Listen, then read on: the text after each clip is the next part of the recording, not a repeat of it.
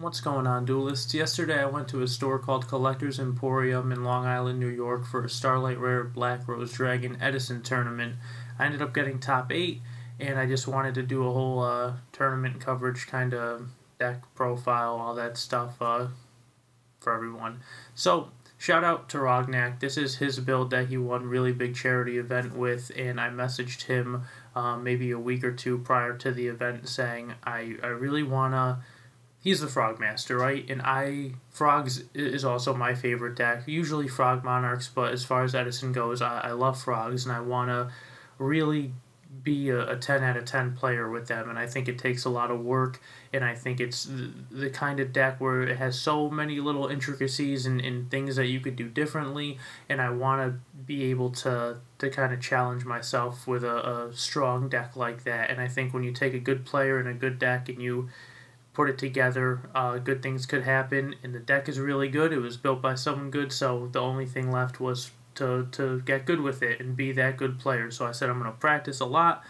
Unlike the really big Edison tournaments online and stuff, I just stuck to this deck. I didn't switch cards last minute. I didn't switch what deck I was going to use last minute. I said I'm going to play this. I'm going to test it the way it is. I'm not going to change a thing about it. And I messaged him and asked him a couple questions about, timing stuff, when you should use Moray, when, how many frogs you should send at certain times, and side deck stuff. And he was a big help, and I'm just very happy with the way the whole day went. There ended up being 34 players. They said they needed 30 to be able to give out the Black Rose Dragon, so that was good that they managed to get it. It was $30 to enter, and there were supposed to be entry packs, but there were none, which was not very good in my opinion for $30, but I think enough people said something to the TO, including myself, like, oh, are there no entry packs? And he ended up, I think, out of his own pocket getting a box to give to all the players, so we all got Made Some Memories pack, which doesn't make up for the $30, but was still nice of him to do that, I think. So yeah, I didn't know what to expect as far as the turnout wise. I didn't know if it was going to be like not enough players or 100 players. It seemed like a pretty good event idea, so I'm happy they were able to meet that number that they needed. So, the tournament. On the way there I said, man, I hope I just don't get Black Whirlwind Shura all day. Round 1, opponent, Black Whirlwind Shura. I'm like, here we go. So I'm not going to go into super detail for every match, only the ones that really stuck out to me and the ones that I remember the most clearly. So round 1, yes, Black Wings Whirlwind Shura, he wins game 1. He pretty much had it all. He had good back row protection, he had Whirlwind, he had everything he needed. Game 2, I beat him pretty easily. In game 3, he opens Whirlwind Shura again, searches, I believe, Kalut or Gale, or Kalut or Blizzard rather, and then special summons Gale, makes Armor Master, sets a back row pass. I draw, he goes Deck Devastation Virus, hits a Unifrog out of my hand. That's the only thing he hit, and the rest of my hand was Dust Tornado, 1-for-1, Caius, Salvage, and I forget the last card. And I just went sick. 1-for-1, Caius, get Substitute, Tribute, Swap, send Treeborn, Salvage, the Substitute back, full dupe block. The deck felt so good to play. I'm not gonna lie, I like having more Monarchs, and when I first looked at this list, I was like, 1 Ryza, 3 Caius, and a Mobius. I'm like, I don't want to question a really good deck builder. I want to understand why. And online it played well, in person it played so well. Like, Flip-Flop Frog is insane, Unifrog is really good, ratio of Morays and Salvages to Water Monsters and Soul Exchanges to Substitutes and Tribute Monsters, it's good. It's a good build, and it felt just really good playing with it all day, being able to just do all these crazy combos, salvage a couple cards back, Moray, put them back, shuffle, draw 3, drawing 3 is just insane. Diva's insane. I digress, but it definitely worth noting that this is a really good Frog build, and it just has so many options, and I love it. I love control decks like this, and it was amazing to play. Anyway, I do all that with my Frog combo, and I have pretty good advantage on him at this point. And I draw, the two cards I draw under Deck Devastation Virus are Caius and Gores. So he effectively went -2 on the Deck Devi because he did get a card from the Whirlwind, but not including that. He went Shura, Gale, and Deck Devi to hit a Unifrog. And then a couple turns later, when I think I'm going to win, he Deck Devi's me again, hits the Unifrog out of my hand. Maybe one, and all my Duplock and everything because it was still there. And I still had like 3 or 4 cards on him, and my 2 draws were Mobius and Caius. So Deck Devi just did not get him there, and which is insane because he saw his opening hand and told me, he's like, all right, I feel, he didn't tell me during the game, but afterwards he's like, I thought I opened the nuts and that was gonna be the game, and it really, like, frogs came through, like the draws came through. Granted, I sent a lot of my stuff knowing I was under Deck Devi the first time, that way I wouldn't draw into it, but I still could have drew Diva. I guess Diva's probably the only thing that really would have been a bad draw. So, lost game 1, and I was like, of course, like, practiced all week, really want this top, and gonna lose round 1. I was like, no, we're not gonna lose round 1. Like, we're doing this right now. We got this. 1 game 2, 1 game 3. I was like, let's go. 1 round 1. That's dope. So, round 2, I play Lightsworn, and it was a very close game 1, and I did literally everything that I could to try to win this game. He dropped Judgment Dragon 2 or 3 times. Every time I had Raigeki break, Threatening Roar at the right time, next turn Monarch. I just did everything, and then it came down to me. I top decked Ryza, and late game he had Wolf Celestia and I think 1 card in hand, and I had a Treeborn and I think 1 card in hand. I drew into Ryza, put the Wolf back on top, attacked Celestia. He drew the Wolf and passed. I drew, attacked after Treeborn came back, and I said, all right, if he draws nothing now, I'm gonna win, I think. And he top decked Monster Reincarnation and got a JD back, and that was it. And I was like, oh, all right. Down game 1 again, doesn't feel good. Game 2 I won pretty easily again, which was nice. And game 3, he Gold Sark's Judgment Dragon, Solar Recharges, hits nothing besides the monster that he sent to the graveyard, so that's 1 Lightsworn, and then sets a monster and passes. I draw, I pitch a water monster, special summon Swap Frog, send Treeboard, and tribute the Swap Frog for Caius, and remove his face down monster, which was, I believe, Necrogardna, and then swing for 24.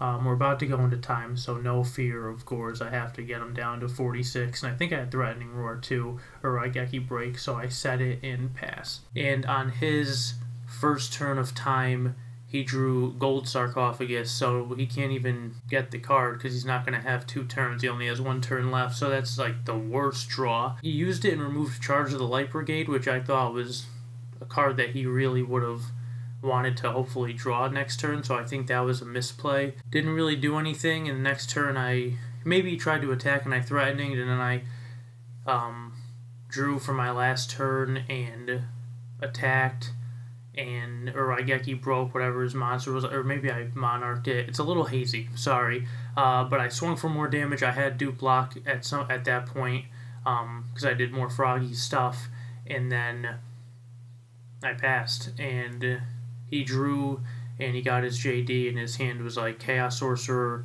JD, and like nothing, and he's like Magical Stone Excavation to be funny, because he's just like, oh, what is this? That was his top deck, and I showed him my DD Crow anyway, and he just started laughing. So we got out of there with another very close win. Games 2 and 3 weren't very close, but losing game 1, in my opinion, makes it close. And at some point in like mid game 1, I had 2 monsters, Stardust Dragon, 3 back row. I was like, I am good. And he's like, draw tribute monster for Caius, remove Stardust. I was like, oh my gosh, he plays Caius, and he played Chaos Sorcerer, and it was a interesting Twilight build, and very dangerous. And I was very happy to get out of there against 2 scary matchups with wins. So 2-0, round 3. At this point, I'm at table 3 or 4, I think. and I play against a hero player that literally did like nothing game one. He just set like 2 back row, and I was just poking with Swap Frog. I think I dropped a Monarch and removed something, and he got bottomless.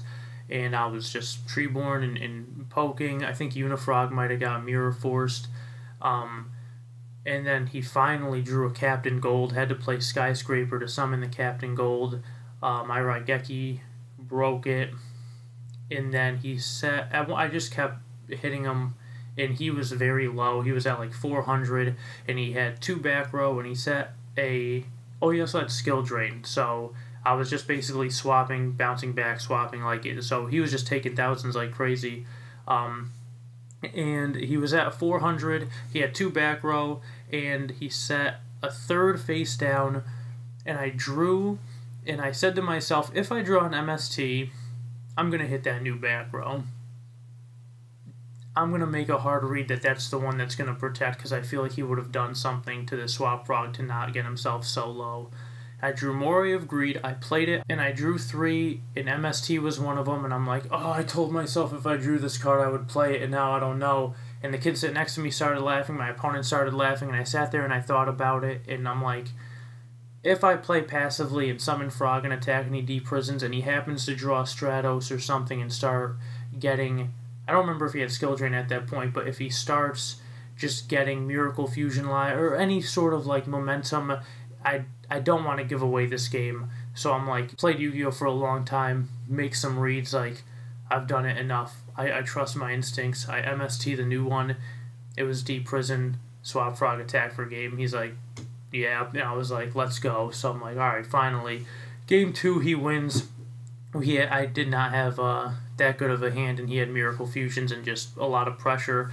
Game 3, we go into time pretty late into the game, I want to say, and I'm down by 2,900 life points, or 2,800 life points, and I'm forced to pitch Swap Frog to special summon one, tribute that, and something else I had on board for Gore's attack.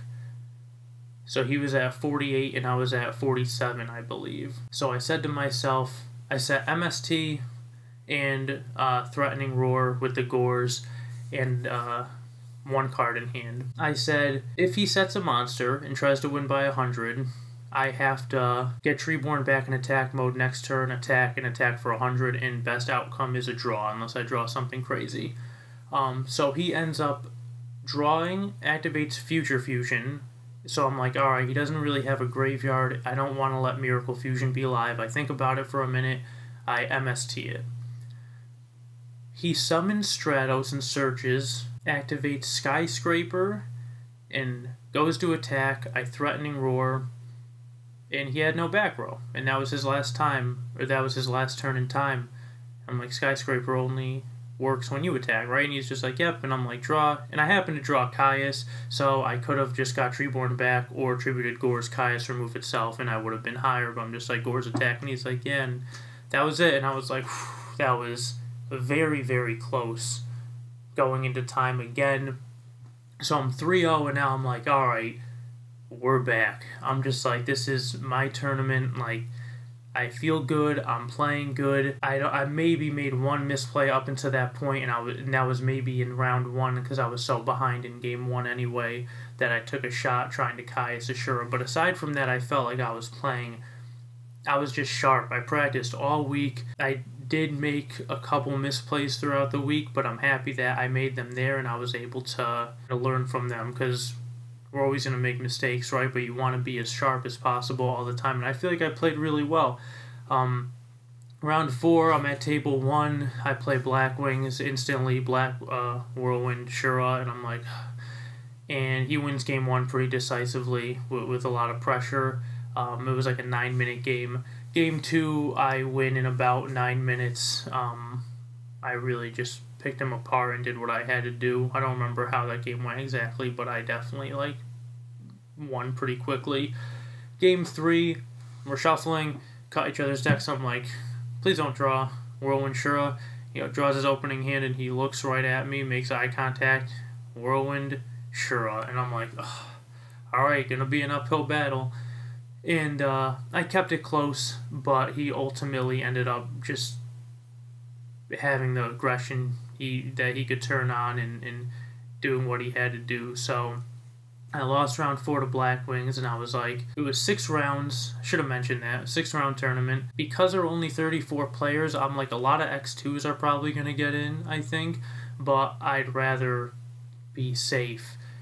So I sit down for round 5, and I'm like, alright, I like to lose as late as possible. If I'm going to lose, I obviously never want to lose. But once you lose the first one, once I do, I'm like, I feel like I'm not in that, like, S tier of, like, the tournament anymore. I'm just, like, kind of, there's, like, a weird mental feeling that comes with that where I'm, like, not sitting pretty up top anymore. Where I'm like, all right, I'm in, like, the grind, like, the dog fight right now.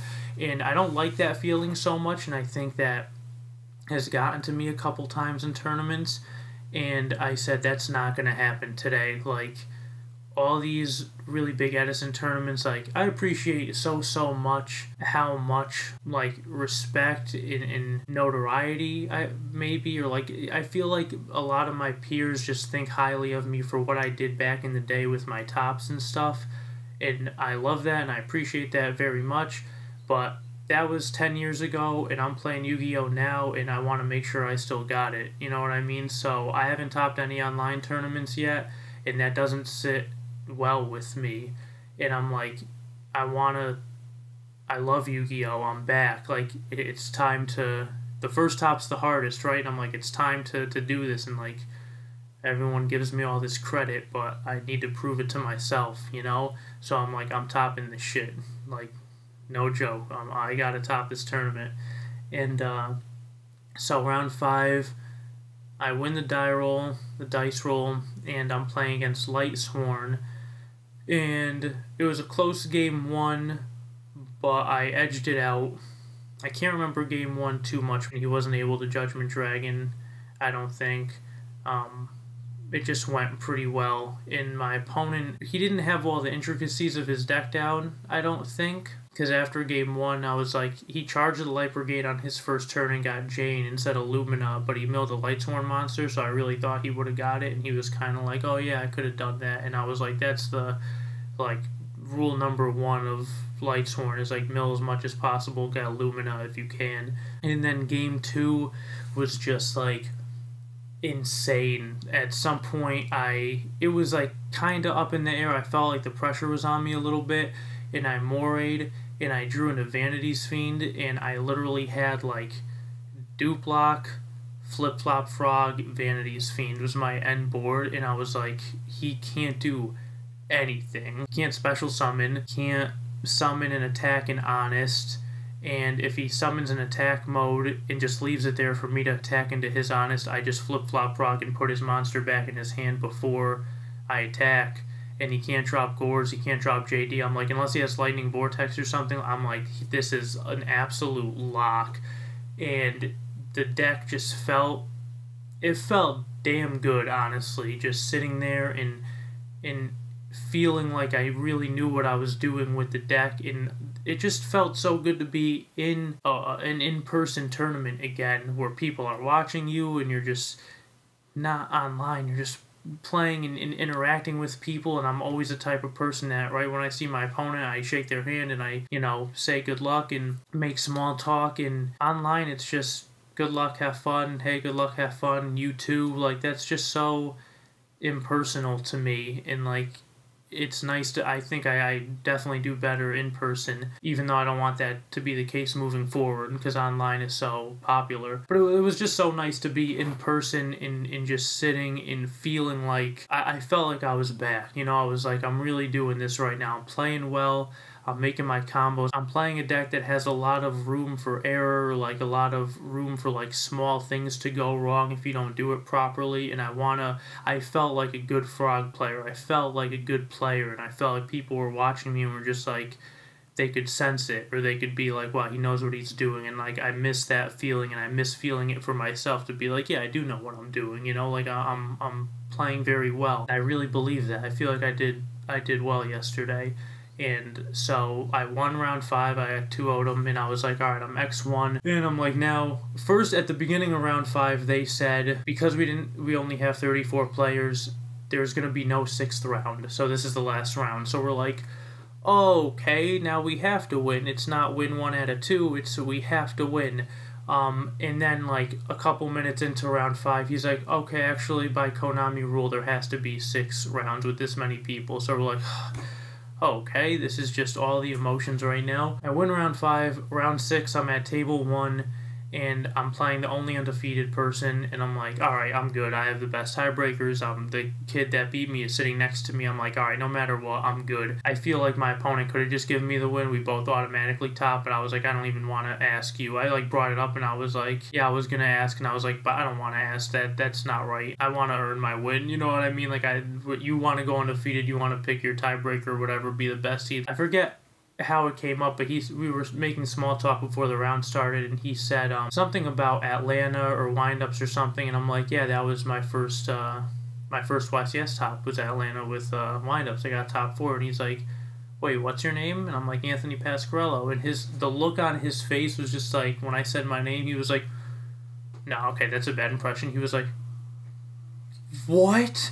And he's like, dude, I net decked your wind-up deck after Atlanta. That's what I was playing. He's like, oh my god. Like, and it was just like, it was such it made my day. Like, a lot of stuff made my day. But I was just like, dude, no way. Like, you remember me? Like, it was just, I don't know, it was a crazy feeling to be like, wow, people still, like, remember my name. And I don't know. It was nuts. It was so cool. And he was, like, so happy to just be playing against me and to see me there, and he was so nice.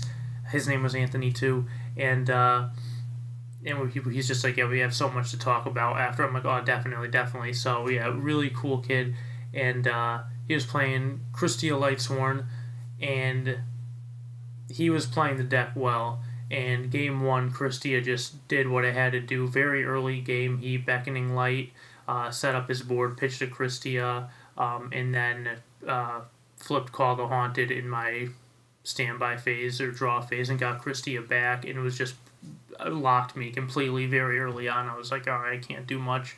Game 2, I won pretty decisively. I think it was somewhat close, but I ended up maybe not super decisively, but I sided in Vanity's Fiend, and they did some work, I believe. And then game 3 was very close. But unfortunately we went into time in game 3, and I was forced, because I was lower in life points, I was forced to make a play I didn't really want to make. I had to go Bryonic with Diva, Treeborn Gilman, bounce his card back to his hand, attack, and then hope that he was going to do nothing, but I should have realized he could just go. I knew what he had, because he had Illumina, I believe Jane, that I bounced back in Judgment Dragon, or maybe not Jane, but a different Lightsworn. I think it was Jane, though, excuse me. And so he could just go summon Lumina. Jane would have been his 4th, bring back Alila, because he had 3 copies in his graveyard, and then special JD, blow up and attack for game, or to really put me out of it.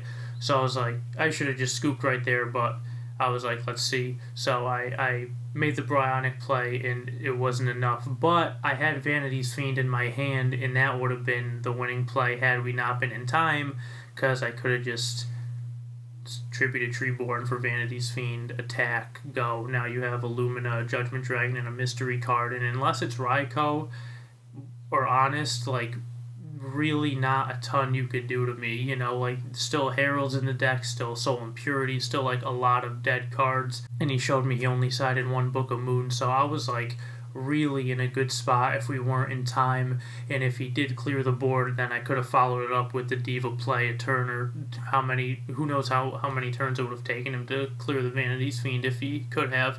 So I think I could have won that match, but unfortunately time got him there. So he went undefeated. That's amazing.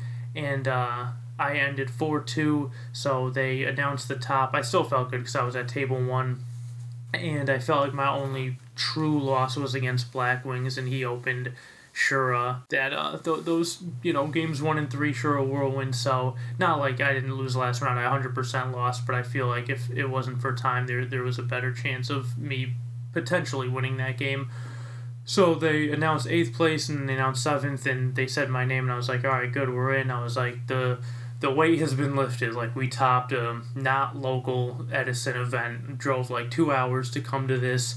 There's more than 8 people here. Like, it's not online. This is just like, we did it, you know? Very, very proud and happy moment for me, honestly. My top 8 match, my opponent is playing Diva Zombies, like hero, I guess, like hero zombies, and opens, yeah, hero zombies, we'll call it. And he opens Future Fusion, and I was like, all right, and he just went pretty aggressive, and I didn't open the best, and he won game 1. There was a chance I could have done something pretty intricate, but he put me so low so quickly that I was at 400. I top decked Brain Control for my turn, and my board was somewhat established with Treeborn and Flip Flop. I had to write Geki Break his Plague when he brought it back, but he still ended his turn with Strato, Scruffer, Mally in defense mode, and maybe one more monster. So in my head, like, he mind controlled my Flip Flop and bounced one of my Dupe Frogs back, so he broke the lock. I think it might have been a soft lock because I already had one Dupe, so he attacked the Substitute, I think. But anyway, my board ended with the Flip Flop Frog, and then I got Treeborn back, and I could have used Flip Flop's effect to flip it back down, and then flip summon it, bounce back 3 cards, special summon swap, attack the Mally, use the effect to bounce back Flip Flop Frog, and then use that second effect to normal summon it again, use his effect to flip him back down, and then I think special summon another swap frog by pitching a water monster and using that effect to return the one in attack mode back to my hand. And I didn't realize that until after the tournament when my friend told me, and I was like, that would have been really good, but I still think given the situation I was in, putting all those cards back in his hand, and at that point doing all the swap stuff, I would have been like pretty low in cards in hand, I think only 3 or 4. I was like, I'm almost not 100%, but like I don't think I was winning that game. So I don't feel like terribly about that misplay, but it is something that kind of opened my eyes a little bit where I'm like, okay, there was a way to continue the game and not just scoop it up right there, which is what I did. I was like, I can't play out of this. I thought about it for a couple minutes and I didn't realize that I could. I was like, there's going to be a scenario where one of my monsters is in attack mode, but I think there could have been a scenario where there wasn't. But that didn't really bother me too much because I was already so low in life. I don't think it was going to get brought back. Never 100% sure, so, but I'm not kicking myself too badly about it.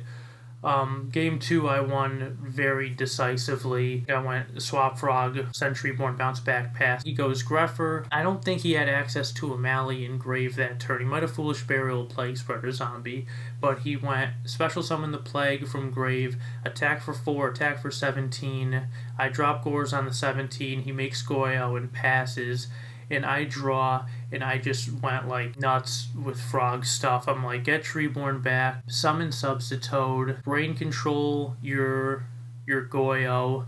I turn my stuff to attack mode, and I'm just like, alright, 27 and 28 is 55, 17 is 72, and I have Caius in my hands. I didn't summon the Substitute, I kept it in my hand, so I'm just like, Brain Control your Goyo, turn my stuff to attack mode, attack for 17 with the token, puts him at 63, attack for 27, puts him at 36, and he's like, oh, if you have Caius, you're going to win. So he drops a Gores and a token. I use his Goyo to take his Gores, and I normal summon Substitute, and I use the effect. I tribute his Goyo to get a Dupe Frog. I tribute my Gores token to get a Dupe Frog, and then I think I tributed my Substitute to get a Flip-Flop Frog. So yeah, I think the final board was my Gores, his Gores, Flip-Flop Frog face down, and 2 Dupe Frogs. And then next turn he drew and he tried to do stuff, but I knew there was like literally nothing he could do, so I let him play it out for a couple minutes, and then he, next turn I just won. Important to note too, I wanted to say, after game 1, there were a couple people watching, and one kid, someone told me before the tournament started, oh, that kid is known for trying to pull sketchy stuff sometimes. And I was like, okay, I'll keep an eye out for that if I play against him. And then at some point, one of the TOs or someone that worked at the store was like telling that kid they were gonna kick him out. It was like somewhat of an ordeal happening, and everyone just kind of looked, and he was just like, you're gonna have to leave if you don't stop. I'm gonna have to ask you to leave." And we're just like, "What's going on?" And then he didn't leave. He didn't get asked to leave or anything. He must have stopped. So then after game one, that kid was watching our match, and they were friends, I think, and he like leaned in and said something, and I instantly was just like, "Can you not say anything to him, please? No coaching or anything?" And he's like, "Oh, I was just asking who won game one," and then he like backed up and kind of repeated himself like, "Oh, I was just asking." I didn't say anything. I just kind of made it known, like, I probably the way I was looking, I was just like, "I don't care, like, don't talk to him," kind of thing, which I think the anxieties that have plagued me, unfortunately, over the past few years, like, there comes a point where I'm, like, sick of that shit, where I'm just like, I'm not going to be anxious anymore. Like, if someone, I have to do what's right for me, and I have to try to be a good person all the time and do right, and if someone tries to wrong me or do something wrong, like, I have to defend myself. And in that moment, I was just like, the kid that I was playing against, I think he mentioned a couple times, or like throughout the day, I overheard that, like, he was doing so well, and people are like, "How are you doing so well? Like, you haven't played in such a long time." Like, he didn't know what he was doing. And at the beginning of the game, I overheard him telling one of his friends, like, "Yeah, I had to ask, like, what cards are in this deck because I don't remember 100%. So he kind of made it seem like he didn't really know what he was doing. So I kind of thought that kid leaned in and told him, like, what to side against me. Like, "Oh, I should put this in." And I was just like, "We're not having any of that. Like, don't do that." And so hopefully that didn't affect anything too much, because game two, I slaughtered him. And then game three, he goes draw, set one, pass. I go draw, he flips dust shoot and looks at my hand of Mori of Greed, Soul Exchange, or it was Mori of Greed, Salvage, Soul Exchange, Dupe Frog, Ryza. He puts the Ryza back. And I'm like, interesting choice. And I look at my hand and I'm like, I need this Moray to be alive. He didn't do anything. I'm not going to set this Dupe Frog right now. I'm going to keep it in my hand and try to get it back in the deck. And I don't think anything crazy is going to happen, right? And he goes, draw, summon Greffer, pitch Mally to pitch Plague Spreader, Mally, Plague, make Stardust, attack for 42, go. Or activate Zombie World, go. And I'm like, draw Vanity's Fiend. He has Zombie World and 4,200 damage on the board, and my hand is dead except for Dupe Frog. And I set it and pass, and he goes, draw Nobleman of Crossout, and I'm like, oh my gosh, that is just like insane. I didn't get Dust Shoot all day, but that Dust Shoot plus that combination of cards, I was like, oh, that is so sick that just happened. That was, what can I do? You know, like, I don't think that kid saying anything to him changed anything. I don't think before game three he presented his deck, I shuffled it and cut it and everything, gave it back, and he's like, oh, there's one more card I wanted to add. And I could have been like, oh, you already presented, sorry, but I was like, I'm not that kind of person. I was just like, you know, I was just like, oh, you're good. So he added it, and like, I still shuffled and cut his deck after that, so there's no, you know, tomfoolery or anything weird that changed. Oh, wow, we've been talking for a long ass time.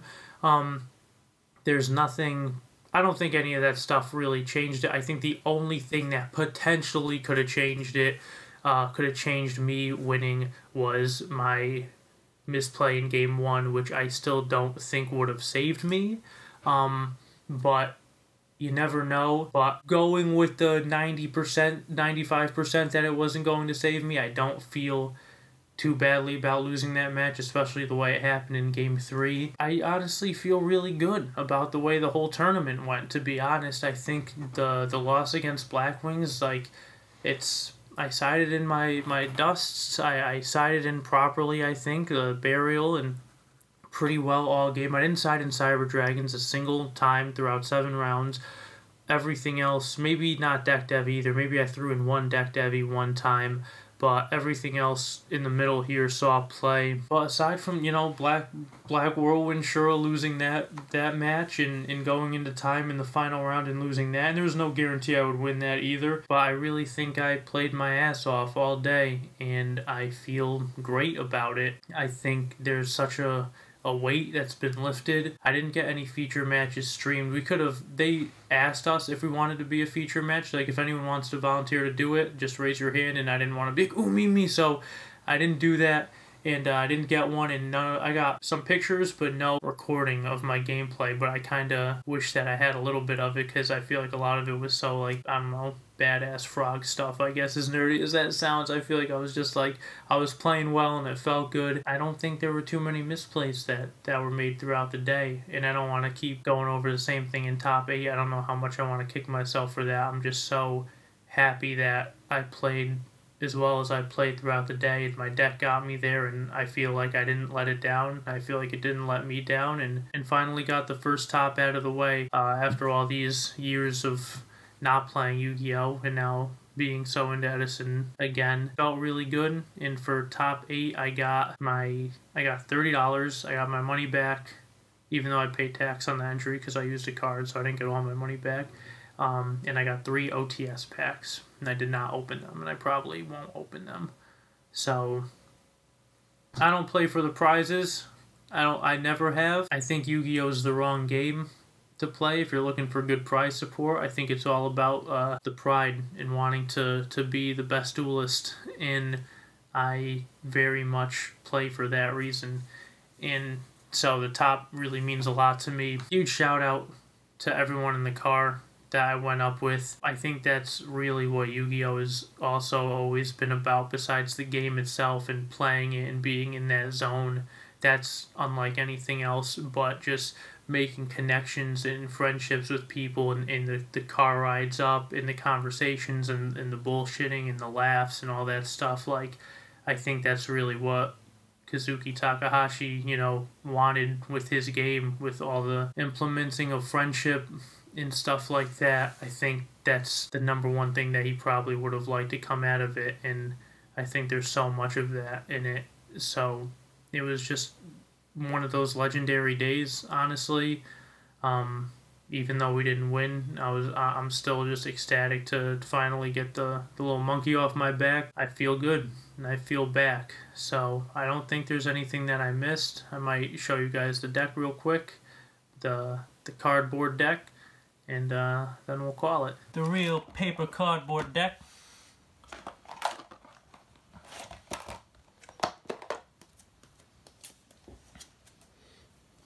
Mobius, Substone, Gores, Treeborn, Divas, Caiuses, got my German Caiuses. Happy to have, shout out to Kobe for the Super Dupe Frogs. Tried to hollow it out yesterday. I was like, you know what? If there's something about sitting down at a tournament and feeling like you're playing well and also having your cards looking sharp, you just feel really on point. So not everything's hollowed out, or like Geki Breaks, I'd love to get hollow, but I feel like everything looked pretty snazzy. Dupe Block looks nice when they're super Moris and ultra salvage. Like, the deck just looks really nice, and I'm a sucker for foreign cards. And yeah, got these new yellow sleeves. They are Cardgenic is the brand. Play pretty nice. So, well, thank you so much for watching, guys. I appreciate it always, all the love and support. Yeah, if you're not subscribed, please consider it. And feel free to reach out, message me on Instagram at the Poke Rapper. I love talking Yu-Gi-Oh! I love reconnecting, and yeah, that's what this game's all about. So take care, guys. I'll see you in the next one.